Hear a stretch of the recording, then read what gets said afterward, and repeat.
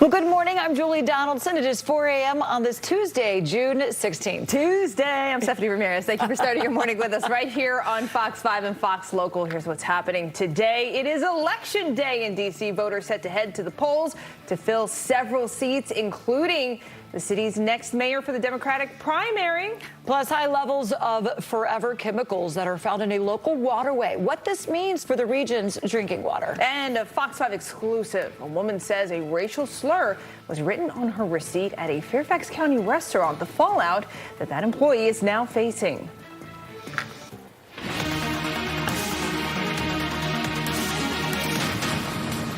All right, so I'm still trying to wake up here, and this one is like dancing all the way into the newsroom. I have a reason for it, but I'm normally chirpy, chippy in the morning, I think. I feel like I normally am too, but Taylor, I mean, it's just today's just one of those days where I'm just like trying to, like, my body's trying to adjust, you know? You can do it. Well, you're also switching times. Yeah. Just like switching time zones, essentially. But did you see her skipping in? Like, oh, I know. Stephanie always has like high energy. Ready I don't to know how she go, does you it. know? A lot of coffee. Maybe in the it's the morning. weather.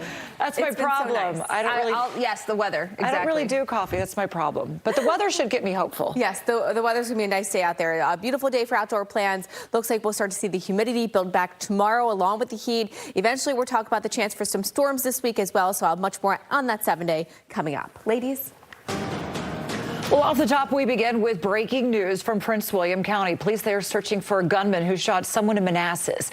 Now, this happened just before 1:30 this morning on Parish Lane. Officials, they say to expect an increased police presence as the investigation continues. And it is officially primary day in the district. Polls open in less than 3 hours. Now, voters, they will choose candidates for mayor, attorney general, D.C. council, and the city's delegate to Congress. Yep, and this election marks the first time voters will use ranked choice voting in a citywide primary. We've got Fox 5's Maureen Ume live in Northwest with the details. Good morning, Maureen.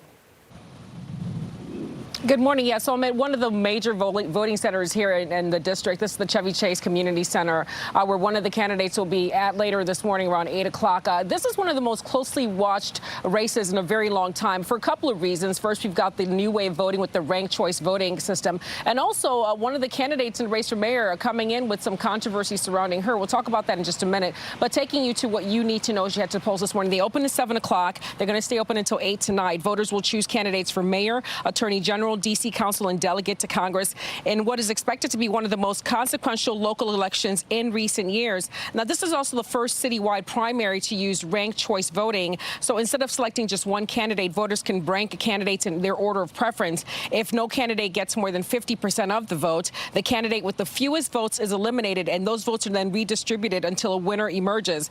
Candidates will spend Election Day making a final push to connect with voters. Mayoral candidate Janice Lewis George is scheduled to visit polling locations across the city, including here at the Chevy Chase Community Center this morning, as I said. Mayoral candidate Kenyon McDuffie will also make stops at polling places throughout the day, including a visit to this location later this afternoon. Now, one issue hanging over the race involves Lewis George's campaign. The D.C. Office of Campaign Finance recently fined the campaign $16,000, alleging spending and fundraising violations. Lewis George's campaign denies the allegations and says that it plans to challenge the findings.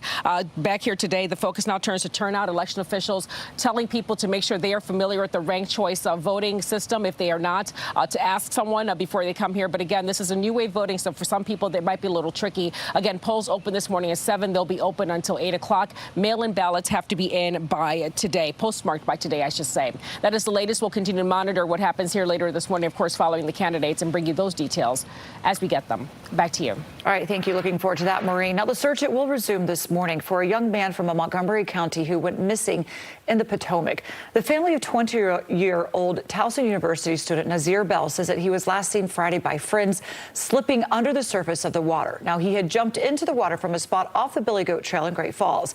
We're going to hear from Nazir's heartbroken parents coming up at 4:30. The man accused of shooting 2 National Guard members is due in court today. Rahmanullah Lakanwal. He's accused of ambushing Sarah Beckstrom and Andrew Wolfe near the White House last November. Beckstrom died from her injuries. Wolfe survived but is dealing with a long recovery. Lakanwal was supposed to appear in court last week, but it was postponed to today. He has pleaded not guilty to all charges. In Montgomery County, testing has found high levels of PFAS There we go. You don't want it is what you don't want. Often called forever chemicals in part of the Muddy Branch Stream. The highest levels, they were detected near the former Safety Training Academy. WSSC Water says that there is no impact to public drinking water, but the county, well, it is taking precautions. A water contact advisory was issued for parts of the stream and nearby waterways. County leaders plan to update the public at a meeting tomorrow. That's important to look out for. All right, 4:05 today. This morning, there's a look at our camera at the stacks. You see the Jefferson, the Lincoln out there. We had some great weather yesterday. It was absolutely gorgeous. Yeah. I mean, when you can have like warmer temperatures but not hot, no humidity, that was the most wonderful thing. Yeah. Right, I know. It was a fantastic late spring day. Today we're going to kind of repeat it. So if you want to get outside, today's going to be one of the picks of the week again. Current temperatures are in the upper 50s to lower 60s. So again, it feels refreshing this morning, especially with that nice drop in humidity we've seen over the last 24 hours or so.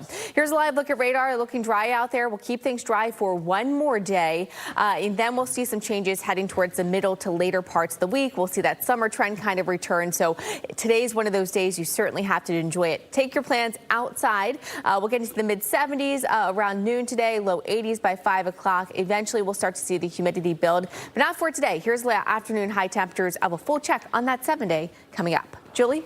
All right, Taylor, let's take a look at your morning commute right here. It's early, so we're not going to have too many issues, except for if you're trying to get over the drawbridge opening, Woodrow Wilson. All traffic is stopped for scheduled opening on the inner loop. All traffic, you can see our cameras got that backed up in Oxon Hill. And the outer loop, all traffic stopped in Alexandria. Now the opening, it's going to last about 15 to 25 minutes, so you can already see some cars kind of lining up there waiting for that to be closed and reopened. Now, if you're in the outer loop in Merrifield, there's some construction going on between I-66 and US 50, but traffic right now moving along just fine, but you can see the 3 left lanes. They are closed. No delays as of now. All right, thanks, Julie. There are exactly 2 weeks until Virginia faces a deadline to pass a budget or face a shutdown. Tax breaks for data centers remain a sticking point between the House and Senate Democrats and Governor Abigail Spanberger. Now, the state Senate President, Luis Lucas, wants to end the tax breaks now ahead of their 2035 expiration. But a $74 billion budget from the House, backed by Governor Spanberger, keeps the tax breaks in place while studying the effects of data centers on the region. Governor Spanberger speaking with Fox 5's Jim Loke on the Final Five last night. That commission would have to release legislative proposals about how it is that Virginia can be a leader in terms of what it is that we demand of those in the industry, the requirements that we may put on any data centers that choose to come to Virginia, and an assessment of how we should or might consider changing, adjusting, or reviewing the incentives that we give to the data center industry. Now, the governor did also go into more of what's actually in the budget for Northern Virginia and the potential impacts of a shutdown. You can watch that full interview with Governor Spanberger on Fox Local and fox5dc.com. Julie? All right, thank you. The formal signing of a peace deal between the U.S. and Iran is set to happen Friday in Switzerland. Now, the deal extends the fragile ceasefire lifts of the blockade on Iranian ports, and it will reopen the Strait of Hormuz. Now, Iranian media reporting that this morning that the 3 Iranian oil tankers and 2 cargo ships, they have passed through the Strait of Hormuz after the U.S. lifted its naval blockade. The deal also gives Iran 60 days to decide what to do with its nuclear program. Despite the deal, fighting, well, it does continue between Israel and Iran-backed Hezbollah with strikes in Lebanon. Well, the president is now calling D.C.'s 4th of July celebration a Trump rally. Now, this is coming after the majority of performers, they pulled out of the Freedom 250 concert series over concerns about it being partisan. The Freedom 250 event on the National Mall is being organized through a private partnership, not the government.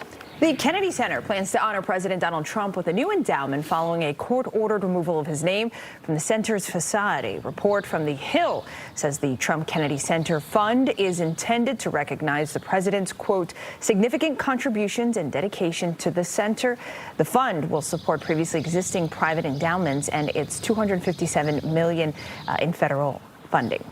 The Interior Department says algae spotted on the newly renovated reflecting pool is normal, according to the Associated Press. The department says the algae is part of the process of restarting operations at the reflecting pool. The department also says that the National Park Service has invested in an infiltration system to help keep algae out. The updated reflecting pool costing around $14 million.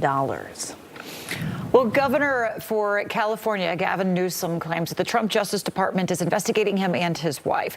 The longtime opponent of the president and potential 2028 presidential candidate did not give specifics, but says that he is on Trump's hit list, calling him the most corrupt president in history.